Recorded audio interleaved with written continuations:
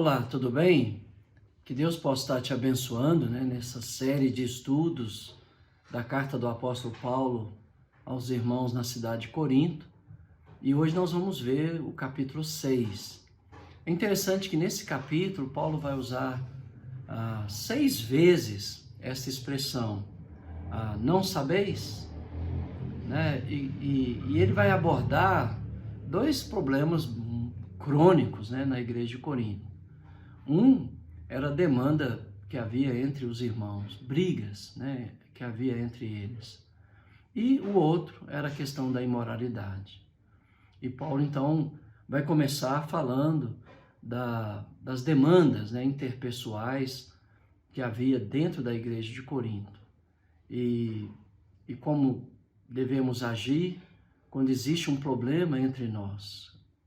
Nós devemos recorrer aos irmãos que Deus nos deu, homens cheios do Espírito Santo, de sabedoria, de conhecimento do Espírito Santo, homens e mulheres, que o Senhor deixou entre nós para tratar assuntos difíceis, como Ele deu o dom, a Daniel para tratar questões difíceis. Deus também tem deixado entre nós homens e mulheres que podem nos ajudar a lidar com questões complexas, difíceis, para que haja paz na igreja. E é isso que nós vamos ver, Paulo instruindo os irmãos. Olha o que ele disse no capítulo 6, no verso 1. Não esqueça de dar o seu joinha, de se inscrever no canal, de fazer comentários, de fazer perguntas, Nós teremos o maior prazer de poder ajudar você nas suas dúvidas e talvez diante de uma pergunta sua, nós que ficaremos em dúvida, então vamos pedir que você possa nos esclarecer, porque aprendemos uns com os outros, tendo a base, a Bíblia, a palavra de Deus, tá bom?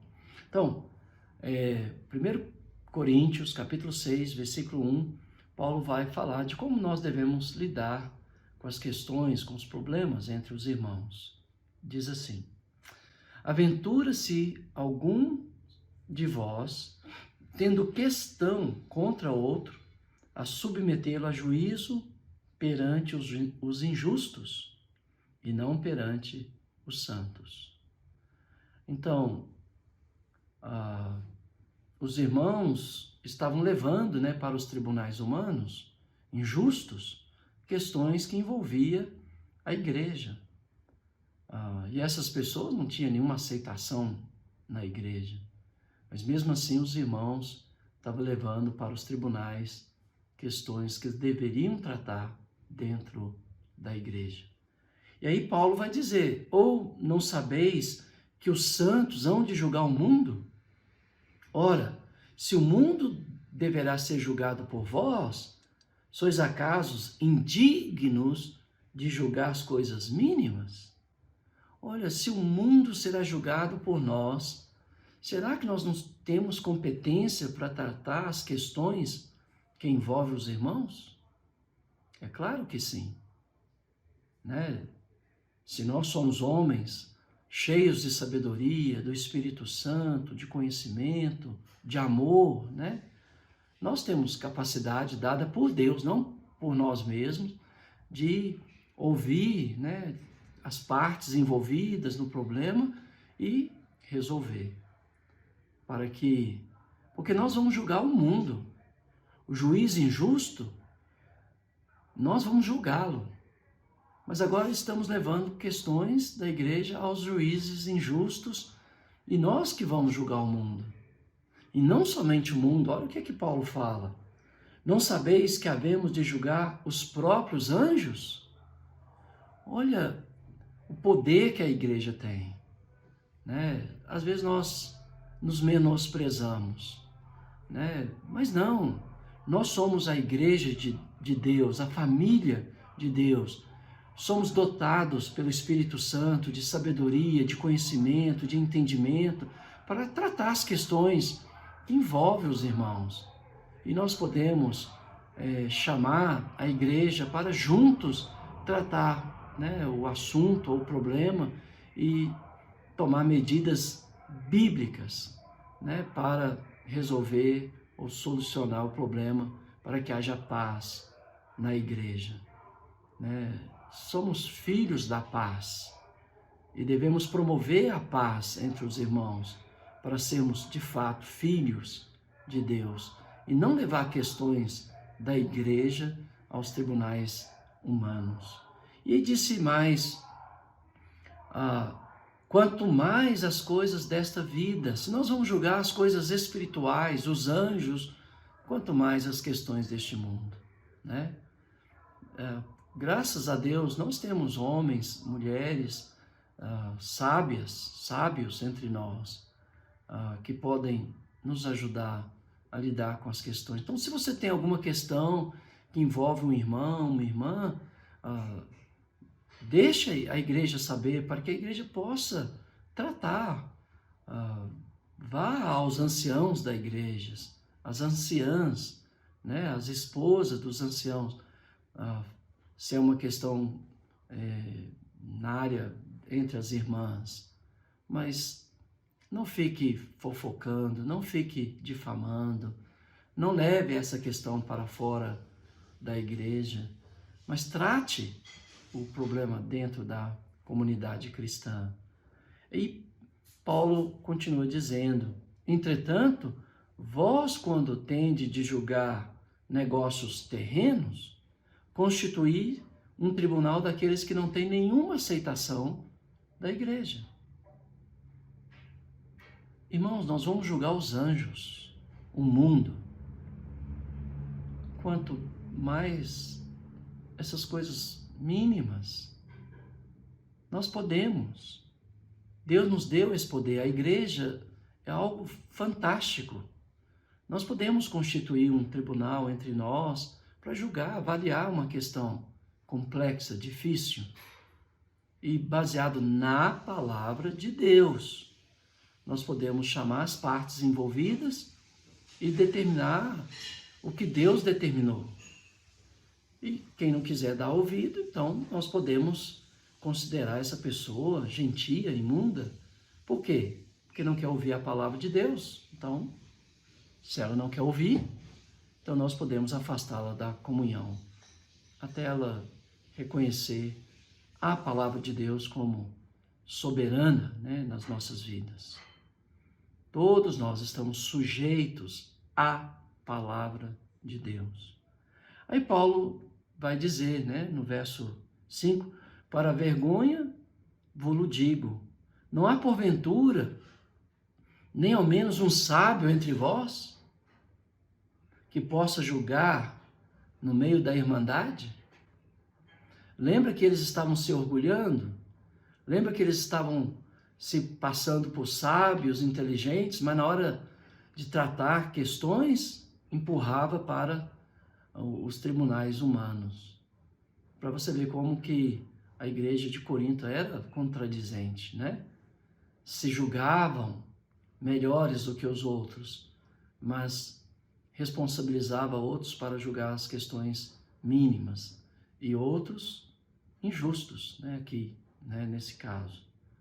Aí Paulo diz, mas irá um irmão a juízo contra outro irmão, e isso perante os incrédulos? O só existir entre vós demanda, já é completa derrota para vós outros. Porque não sofreis o dano, porque não sofreis a injustiça. Olha o que Paulo está dizendo. Irmão, às vezes é melhor sofrer o dano, sofrer a injustiça, pagar a conta. É mais fácil. Aí nós estaremos seguindo, né, o exemplo de Cristo, que sofreu por nós, sendo nós ainda inimigos dele. Ele morreu a seu tempo por nós. Então Paulo está dizendo, por que você não sofre o dano? Por que você não sofre a injustiça? Como Cristo fez por nós. Mas, infelizmente, parece que na igreja todo mundo quer ter razão. Ninguém quer se humilhar, ninguém quer perder, ninguém quer abaixar a cabeça, ninguém quer tomar o tapa na cara e virar o rosto, quanto mais ficar no prejuízo. Mas a Bíblia ensina que nós fomos chamados para perder, não para ganhar. E se eu perco algo, isso traz honra ao Senhor e paz na igreja, então glória a Deus. Então Paulo está dizendo, por que vocês não sofreis antes a injustiça? Por que não sofrei antes o dano? No verso 8, Paulo continua dizendo, mas vós mesmos fazeis a injustiça e fazeis o dano, e isso aos próprios irmãos. Puxa, quando eu causo dano, né, a um irmão, a uma irmã, quando você causa dano a um irmão ou a uma irmã, é contra Cristo que nós estamos pecando. E se você tem feito isso no passado, se eu tenho feito isso no passado, né, que nós possamos contar com a graça de Deus. Se dá para restituir, vamos restituir. Se não dá, fica no esquecimento. Paciência, fazer o quê? Né? Tem coisas que eu fiz no passado que não tem como corrigir, não tem como consertar. Já foi feito. Só contar com a graça de Deus, com o perdão das pessoas e bola para frente.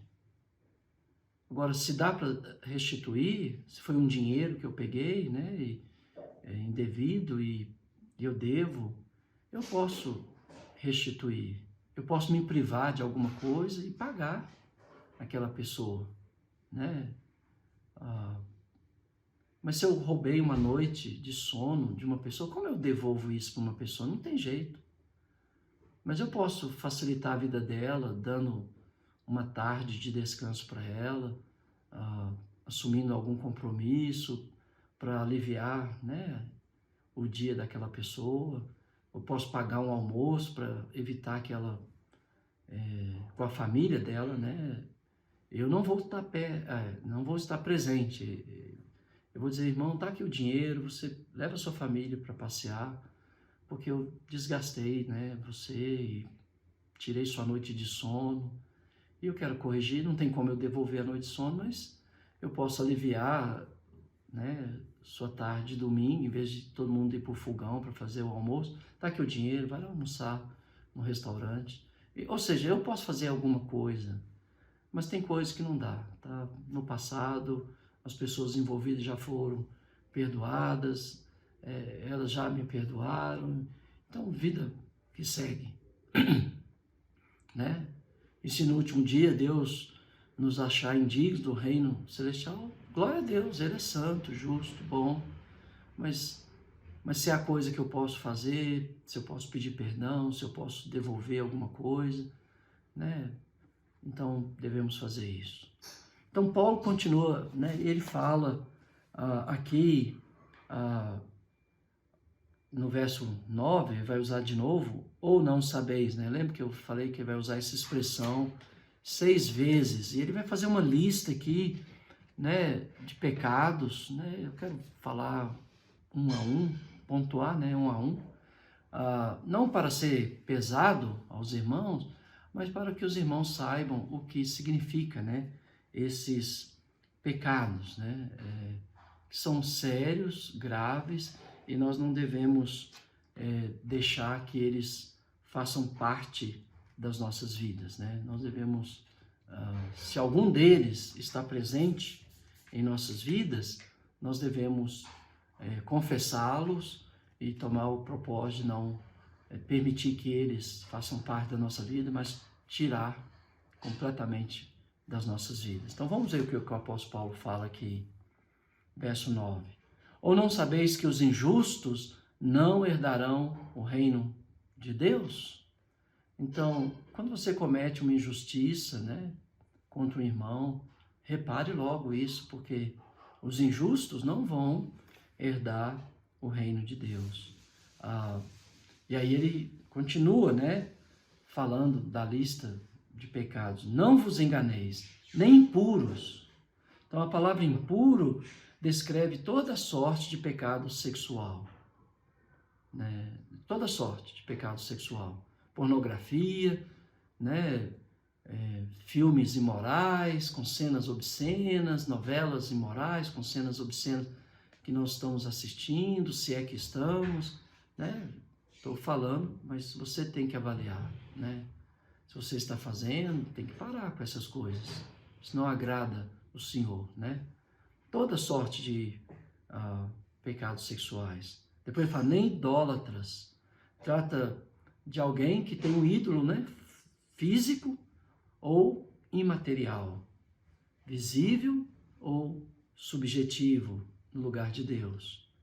Né? Como eu já falei na aula anterior, às vezes você idolatra um irmão. Basta ele falar, você acata. Mesmo se ele estiver errado. Mesmo se ele não está falando de acordo com as Escrituras. Né? Isso é pecado. Isso é idolatria. Né? Como de um ídolo mudo, isso vai te levar também para longe de Deus. Então, mas se o irmão está falando o que está escrito, sim, preste bastante atenção, porque não é ele que fala, é Deus. Não é ele que fala, é Cristo, né? Porque está falando o que está escrito, a palavra de Deus. Então, ele continua falando, né? Nem os adúlteros, que seria pessoa infiel ao cônjuge, que macula o leito conjugal, que vive, né, na imoralidade. Nem efeminados, né? A palavra no grego que é malakos, que significa a pessoa suave, macia, feminina. O efeminado é a parte passiva na relação homossexual. Nem sodomita. O sodomita é a xenocoitai, que é a parte ativa, né, da relação homossexual. Mas nenhum nem outro vai entrar no reino de Deus. Como os adúlteros não vão entrar no reino de Deus. Como os impuros, né, não vão entrar no reino de Deus. Você pode condenar o homossexualismo, mas se você está vendo filmes imorais, você está na mesma lista de condenação. Então, primeiro, nós não devemos condenar ninguém, mas chamar as pessoas ao arrependimento, né? Agora Deus notifica que todos arrependam e convertam a Ele, né? Então há esperança para todos se convertermos de todo o coração ao Senhor, nosso Deus.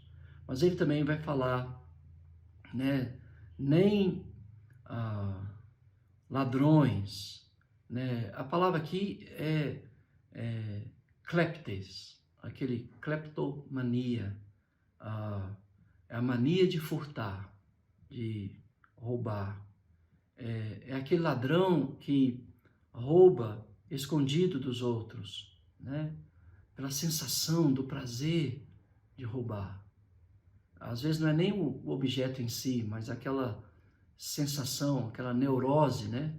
Às vezes tem pessoas que estão chamando isso de doença. Então, se é doença, então vamos tratar. Mas nós não podemos aceitar só porque é doença. Então, se é doença, vamos tratar, né? O cleptomaníaco, aquele que rouba, às vezes não é nem coisa de valor, mas só pela sensação, né, de pegar algo e não ser pego, né? Aquele, por causa da adrenalina, né, que sobe a cabeça. Hoje em dia tudo é doença, né? Tá bom. Então vamos tratar as doenças. Nós não podemos ficar doentes na presença de Deus.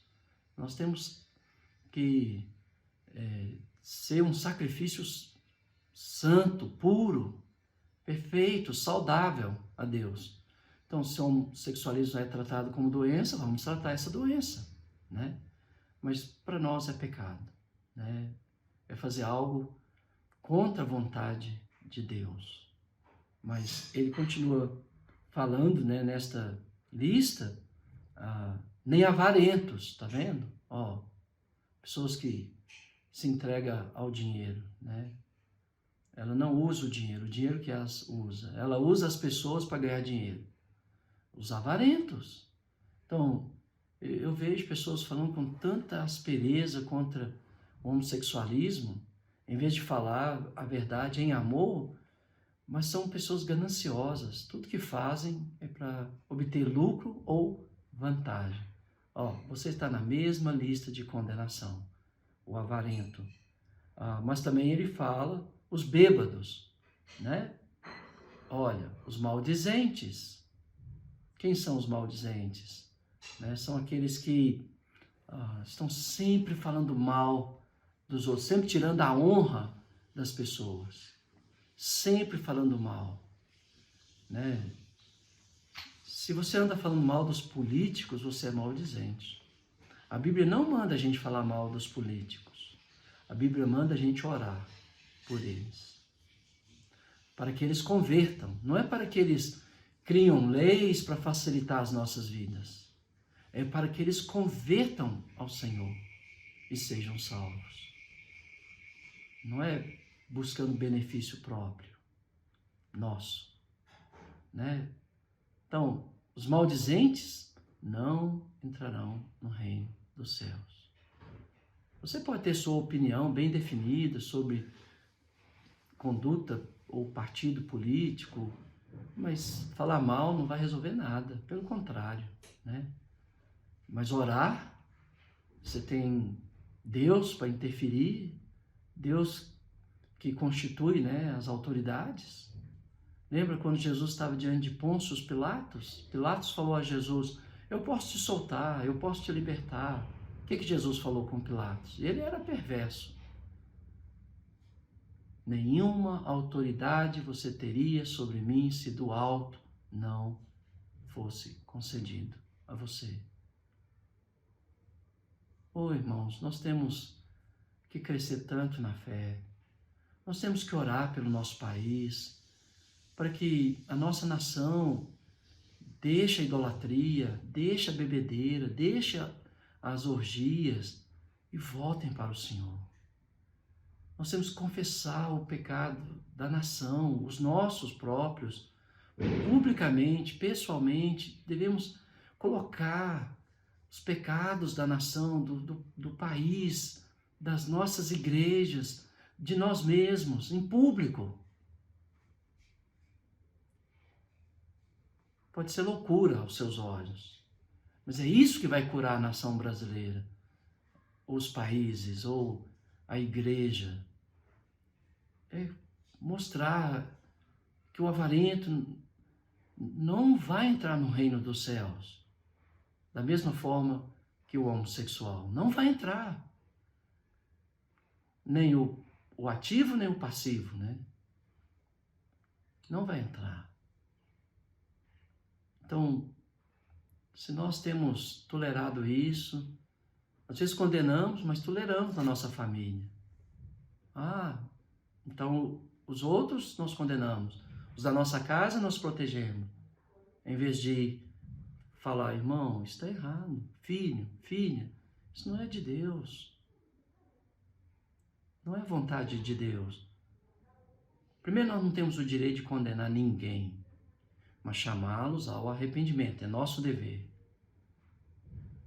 é nossa obrigação pregar o Evangelho, chamar as pessoas ao arrependimento, mostrar os danos, né, físicos, emocionais, espirituais, que qualquer dessas práticas aqui traz sobre a pessoa que pratica, sobre a família que aceita, sobre a sociedade que aceita, sobre a igreja que aceita. Talvez você não aceite o homossexualismo na sua igreja, mas está aceitando a fofoca. A destruição é a mesma, o resultado final é o mesmo, destruição. Né? Pecado é pecado, não importa quem está praticando. E nós não devemos tolerar. Devemos advertir, aconselhar, ter paciência, ajudar, e até as portas do inferno com a pessoa, para libertá-la, né, da condenação eterna.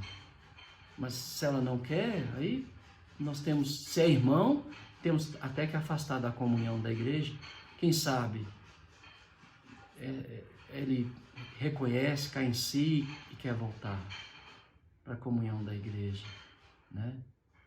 Mas olha o que ele fala: nem maldizente, nem roubadores. Aqui está falando realmente de ladrões que roubam os bens porque querem os bens da pessoa. Na primeira palavra, do verso 10, ladrões, ali é o cleptomaníaco. Ele pega, não porque ele precisa, mas é para sentir aquele gosto de pegar algo que não ser pego, que as pessoas chamam de cleptomania, que é uma doença. Então, vamos tratar. Vamos confessar, irmão, eu tenho esse problema, eu preciso de ajuda. A igreja é um hospital e a igreja parou de confessar pecado já tem muito tempo. E por uma única razão. Às vezes ela confessa, o irmão confessa e se espalha na igreja, e em vez de trazer a cura, traz mais doença, porque ou às vezes nós temos uma prática pecaminosa de levar o pecador lá na frente da igreja, envergonhando ele. Que dia que Jesus fez isso? Ou a igreja da Bíblia? A Bíblia diz, seu irmão, se você surpreender seu irmão numa falta, você que é espiritual vai lá e corrige-o com espírito de brandura. E se ele te ouvir, você ganhou seu irmão. Acabou o papo.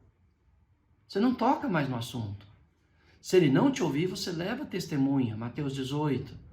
E se ele ouvir a testemunha, então encerra o assunto. Vida segue. Se ele não ouvir, leve à igreja. Aí sim.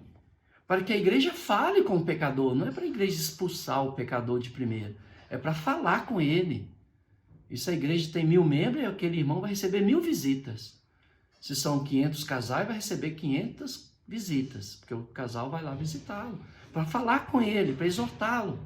Aí se ele não ouvir a igreja, sim, nós temos ordem do Senhor para considerá-lo como gentio e publicano. Esse é o processo de Deus.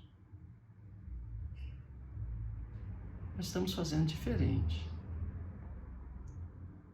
O processo de Deus é esse. Né? Mas vamos tomar cuidado, irmãos. Se é doença, vamos tratar.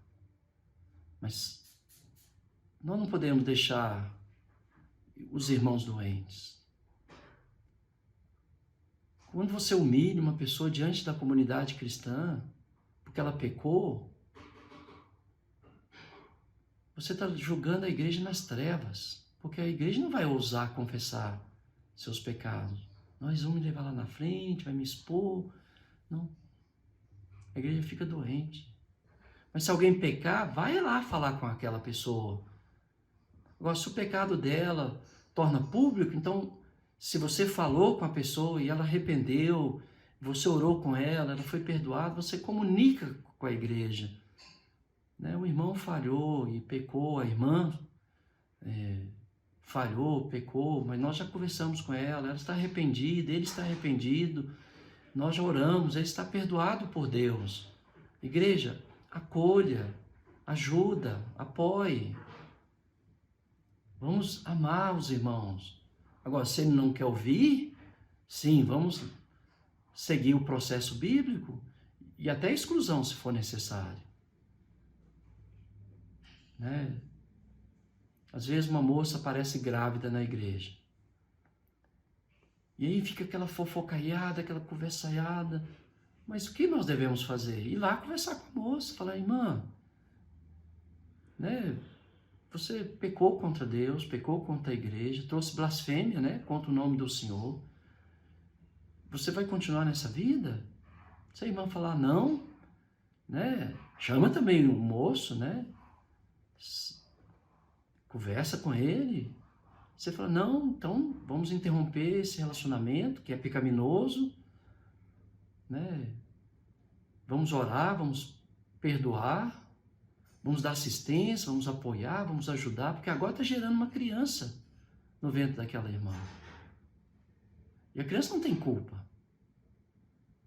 Mas se nós rejeitamos, discriminamos, se nós envergonhamos, se humilhamos, desprezamos, aí a criança nasce doente, Logo depois que nasce, todo mundo começa, olha que criancinha bonita, lindinha, olha que hipocrisia. Só que ela está doente. Porque a mãe foi rejeitada, amaldiçoada, excluída, excomungada, não perdoada, amada, como é da vontade de Deus, a não ser que ela queira viver naquele pecado, então afasta da comunhão. Depois que a igreja adverti-la, para que ela arrependa. Aí depois que nasce, tudo é bonito, tudo é lindo, tudo é maravilhoso. Que hipocrisia, irmãos. E aí a criança nasce doente, aí nós vamos orar pela criança, para Deus. Deus não vai ouvir nossas orações. Nós que causamos a doença naquela criança, rejeitando a mãe, excluindo, fazendo ela viver no medo, na apreensão. Deus não quer isso não. Se você surpreender uma irmã em falta, nesta falta específica, vai lá falar com ela. Se ela arrependeu, ora. Depois só comunica à igreja, irmãos, a irmã caiu em pecado, está grávida, mas ela está arrependida, nós já oramos com ela está perdoada, abraça a irmã, acolha a irmã, vamos ajudar essa irmã a ter essa criança, vamos proteger a saúde física e emocional da mãe e da criança. Ô irmão, a igreja é o poder de Deus para curar o pecador. Mas nós estamos adoecendo os sãos, com atitudes antibíblicas. E se eu estou falando bobagem, pode me repreender. Pode mandar um vídeo para mim, pode. Né? Pode falar pessoalmente comigo. Não importa a parte do Brasil que você esteja. Eu vou até você, você vem até mim, dá um jeito. A gente divide a razão, vou até a metade, você vai à metade, e nós conversamos.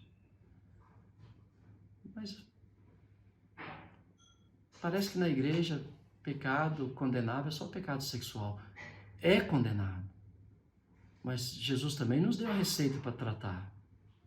Mas e o fofoqueiro, o avarento, ganancioso, que nós toleramos?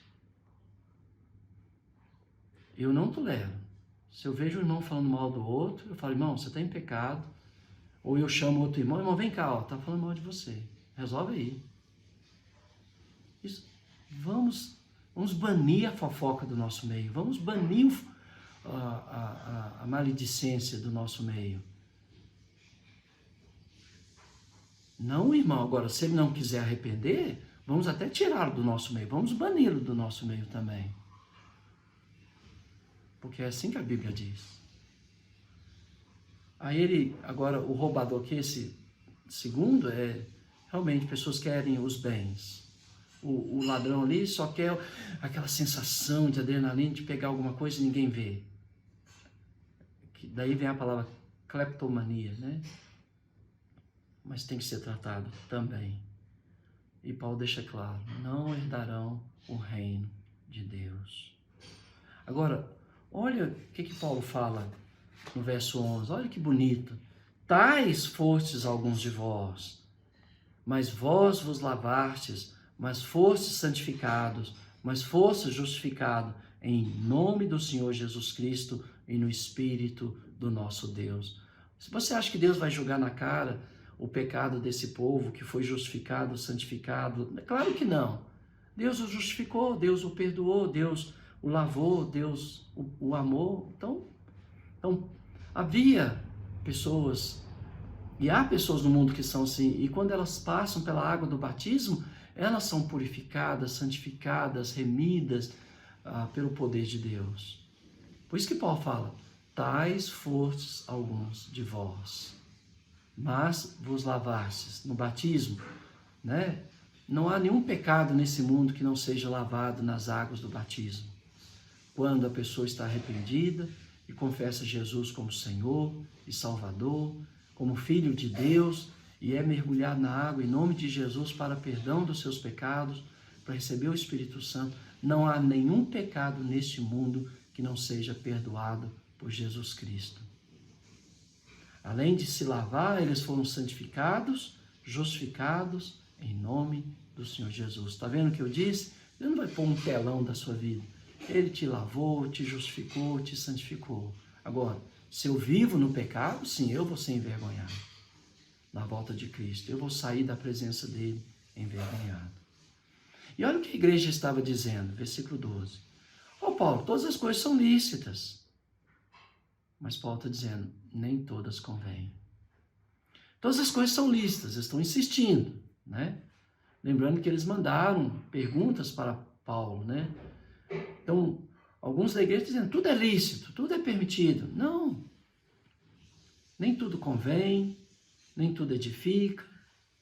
E eu não vou me deixar dominar por nenhuma dessas coisas. Então, a sua liberdade, a minha liberdade, está condicionada agora à consciência alheia, né? Eu, às vezes, digo, né, que o cristão pode tudo, menos uma coisa, pecar, né? Mas, se aquilo que você vai fazer ofende o seu irmão, ou a sua irmã, ou as pessoas que não são da igreja, e que você tem a oportunidade de pregar o evangelho e salvá-las, você não pode fazer, não. Vou te dar um exemplo. Nós vivemos uma sociedade de maioria católica. E eles não comem carne na sexta-feira da paixão. Aí você é um cristão e faz um churrasco lá na sua casa. Você só criou mais dificuldade para aquelas pessoas aproximar de Deus. Você pode fazer o churrasco, mas não convém. Não convém. Por quê? Porque você é discípulo de Cristo e está tentando influenciar seus vizinhos, seus amigos, para o reino de Deus. E eles veem você fazendo um churrasco na sexta-feira da paixão. Eles vão falar, ele fala que teme a Deus, mas não teme nada não, estão comendo a carne de Cristo, porque essa é a doutrina católica. Mas dá para ficar sem um churrasco na sexta-feira da paixão? Dá. Por amor ao irmão, por amor à pessoa que não é cristã, sim, dá, por amor a eles. Dá para ficar. Dá para ficar sem o futebol no domingo de manhã, porque isso escandaliza os irmãos. Dá para ficar sem muita coisa. Não que é errado eu ver um futebol, mas trocar Deus pelo futebol já vira idolatria, pecado, né? Então tem muitas coisas que eu posso fazer, mas por causa do meu irmão ou por causa do meu vizinho, que não é nem cristão, vai escandalizá-lo. Então, eu não devo fazer. E nem me deixar dominar por nada deste mundo. Às vezes, pessoas condenam, né, alguém que fuma, por exemplo. E eu não estou a favor do cigarro, tá bom? Do uso do cigarro. Mas ela é viciada em café. Se você tirar o café dela, ela tem dor de cabeça, fica irritada, até ela tomar o café, aí quando toma, passa. Mas e seu filho, que está viciado no celular, nas redes sociais? E se você tirar dele, ele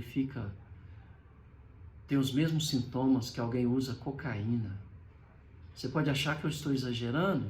Não estou. Vai na USP de São Paulo, no departamento de pesquisa, e se eles forem honestos, eles fizeram uma pesquisa 10 anos atrás dizendo que a abstinência das redes sociais causa o mesmo efeito na pessoa viciada do que aquele que está com abstinência da cocaína.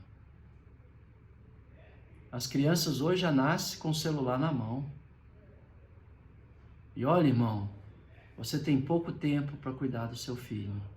Depois de alguns anos, quem vai influenciá-lo é a escola, as redes sociais. Então, por que você não influencia o seu filho nas coisas de Deus? Então, Paulo está dizendo, os alimentos são para o estômago para o alimento, mas Deus destruirá tanto este como aquele. Né? Talvez a pessoa estava dizendo que o sexo é para o corpo para o sexo, então vamos. Paulo falou, de jeito nenhum. Como o alimento é para o estômago e o estômago para o alimento, mas o que Deus vai fazer? Destruir os dois. tanto o estômago quanto o alimento. Deus ressuscitou o Senhor e também nos ressuscitará, a nós pelo seu poder. Não sabeis que os vossos corpos são membros de Cristo? Eu, porventura, tomaria os membros de Cristo e os faria membros de uma meretriz? Absolutamente não, tá vendo? Aí, o pessoal estava dizendo, o sexo foi feito para o corpo para o sexo. Só que Paulo usou a figura do alimento e do estômago, Deus falou, Deus vai destruir tudo. E eu pegaria o membro de Cristo e deitaria com uma meretriz? Absolutamente não. Ou não sabeis, o homem que se une a uma prostituta forma um só corpo com ela. Ele não casa com ela, mas ele está se tornando uma só carne com ela. Porque assim diz as Escrituras, serão os dois uma só carne. Mas ele se torna uma só carne. Mas aquele que se une ao Senhor é um em espírito com Ele. Fugir da impureza. Não tolere impureza na sua vida. Fuja. Qualquer outro pecado que uma pessoa cometer é fora do corpo.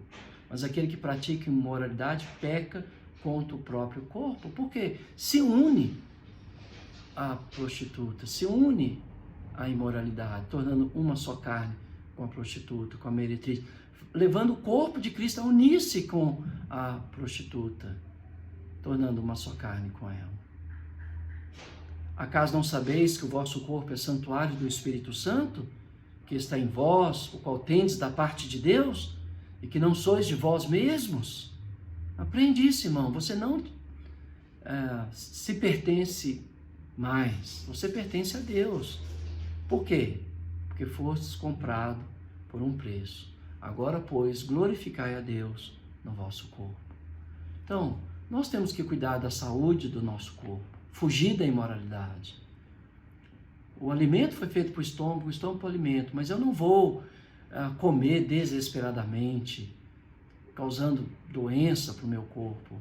Também não vou praticar imoralidade. Vivíamos assim no mundo, mas nós fomos lavados quando descemos a água do batismo, santificados e justificados pelo Espírito Santo. Agora devemos glorificar a Deus no nosso corpo.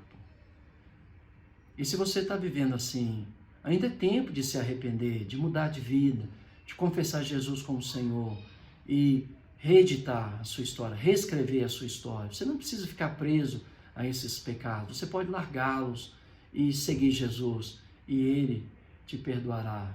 Se você não foi batizado, você precisa ser. Se você já foi, basta largar, confessar e voltar para Deus. Pedir perdão aos irmãos. Se você é como filho pródigo, né, se afastou da comunidade, volta. Irmãos, eu abandonei a fé e me perdoa e eu quero estar de volta. E os irmãos vão te receber de volta. E que Deus te abençoe.